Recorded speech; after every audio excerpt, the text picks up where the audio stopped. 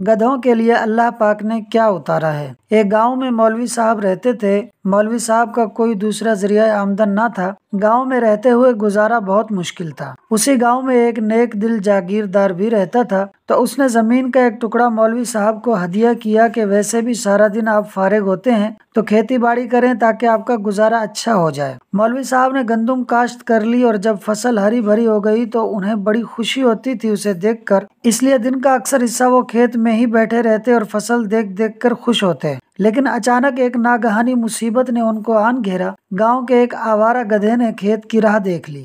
گدھا روزانہ کھیت میں چرنے لگا۔ مولوی صاحب نے پہلے تو چھوٹے موٹے صدقے دیے لیکن گدھا نہ مانا اور فصل کی بربادی جاری رکھی۔ پھر مولوی صاحب نے مختلف صورتیں پڑھ پڑھ کر پھونکنا شروع کر دیا لیکن گدھا پھر بھی ٹس سے مس نہیں ہوا۔ ایک دن پریشان حال بیٹھے گدھے کو فصل اجاڑتے دیکھ رہے تھے کہ ادھر سے ایک کسان کا گزر ہوا۔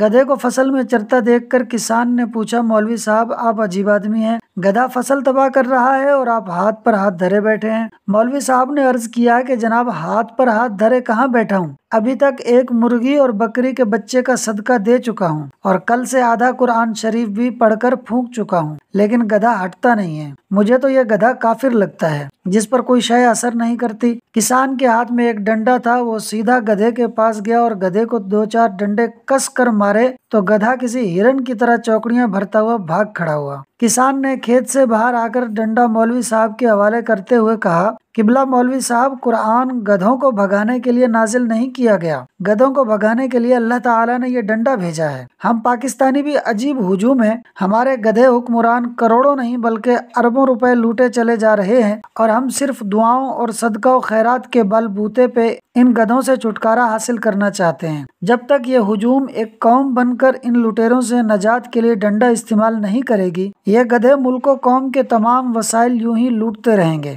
اللہ تعالیٰ بھی کسی قوم کی تقدیر نہیں بدلتا جب تک کہ وہ قوم خود اپنے آپ کو نہ بدلے۔ اللہ ہمیں شعور اور ہمت دے کہ ہم اپنا حق لینے والے بنیں، آمین۔ دوستو ویڈیو کو اینڈ تک دیکھنے کا شکریہ۔ ویڈیو کو لائک اور شیئر کر دیں اور چینل کو ضرور سبسکرائب کر دیں۔ چینل کا نام ہے فاز سنو 4296۔